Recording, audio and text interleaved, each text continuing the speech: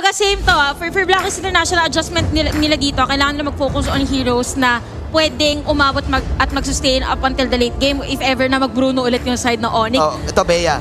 Now for Onyx, most Bea likely ban. baka Bea ulit kasi this is the same banning na ginawa nila. Or pwede nang i-open dahil sila yung first pick. So either they get a hero like Valentina dahil na-open siya kanina, Valentina or Faramis. Hindi magbabago.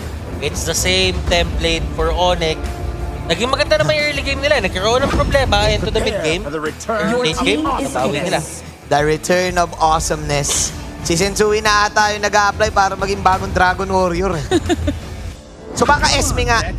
Ay hindi, Claude pa rin.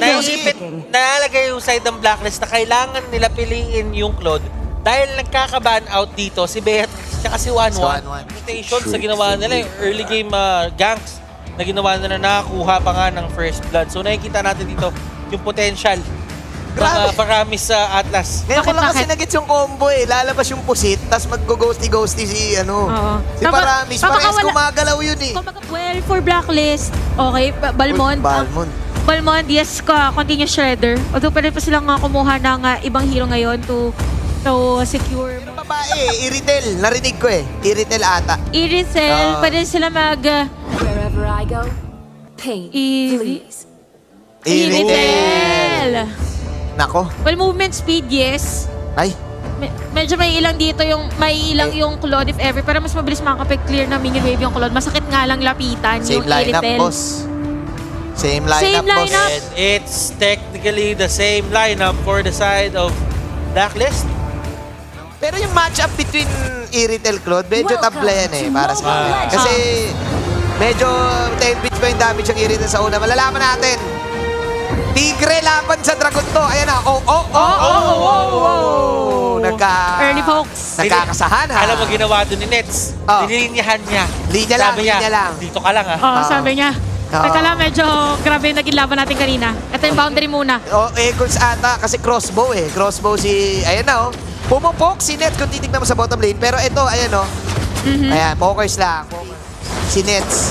Pero babalik tayo sa gitna. Ayun yung sinasabi ko eh. Ayun na naman. Shadow Stampede. Ayan na, si Venus ang nahuli. Gravy! Yung combo ng pusit at ano ba yung tawag doon pag nag-ghost stampede? Pusit at Mumu. Pusit at Mumu combo eh. Mom pusit. Mom pusit. Natatakot ka talaga, hindi na naman. Ay, grabe nila kasi Grabe yung pusit. position ni Rapido. Ibang klase yung pusit. Adobong pusit ang luto ni Rapido. Hirap nito. Ito na ata ang bagong duo combo. Ayan Ay, pero Wise, little counter. Ay, Metal Leaks. Sino Buhay to? pa rin. Nandito pa rin si Aji. No casualties whatsoever. Sumubok kumounter yung Blacklist International. Grabe talaga yung ginagawa nitong dalawa. Oh my God.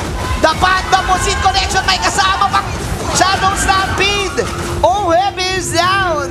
Onyx PH using the momentum of Game 1 para lumamang dito sa bottom lane. Ito na nga ba yung bagong setup ng mga tangke initiators left and right? Big team fight ultimates. Kung papasin mo, may heavy spin ka. Meron kang fatal links.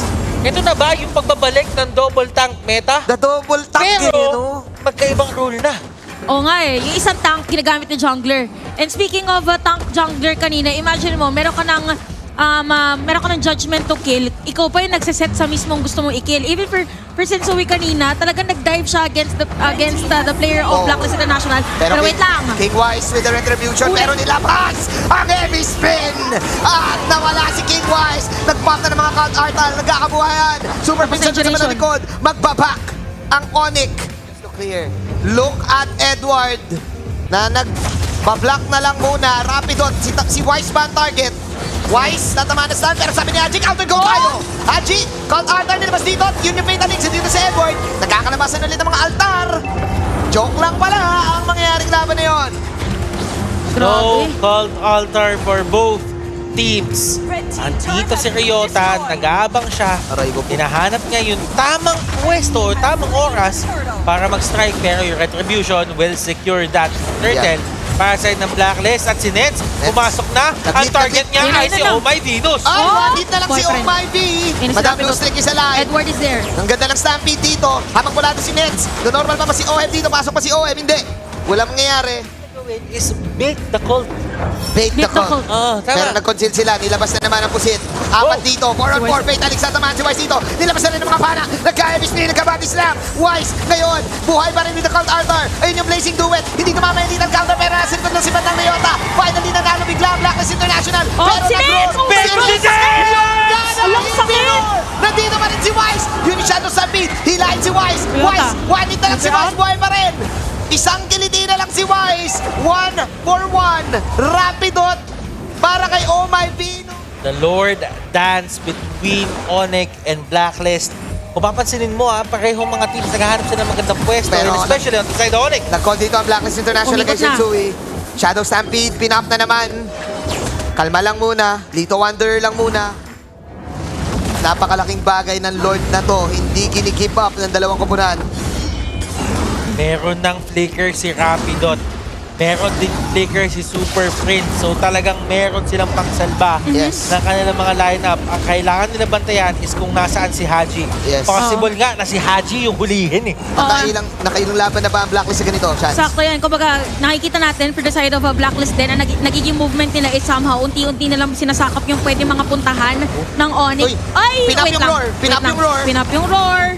May Hindi. conceal, may conceal, may conceal. Pero nag-conceal nandun sa bandang likod. Sino makakuha dito? Si Haji ngayon ang mula doon. Haji na gamit ngayon. Kalagi ang buhay ng Lord. Meron pa rin mga plikeran. Nagkagamitan ng mga Count Arthur. Si Edward nandun. Normal para kay OM. Still, wala pa rin magkakapatayan. Flicker! Metalix! Sensui! Ang pusit talaga! Pusit ang inuulan. Yung Lord Pero hindi pusit ang nila naset. nakahuli dito. 4 on 5 situation. Lord pa rin. 6K ang buhay ng Lord. Frigid Nilabas Breath. naman Shadow Stampede. Oh. Blazing to the Oh, two-way. Super Prince! Super Edwards! Sinong nakakuha ng Lord? Nakuha ng Blacklist International Manjin! Yung Onyx, kakala natin sila na!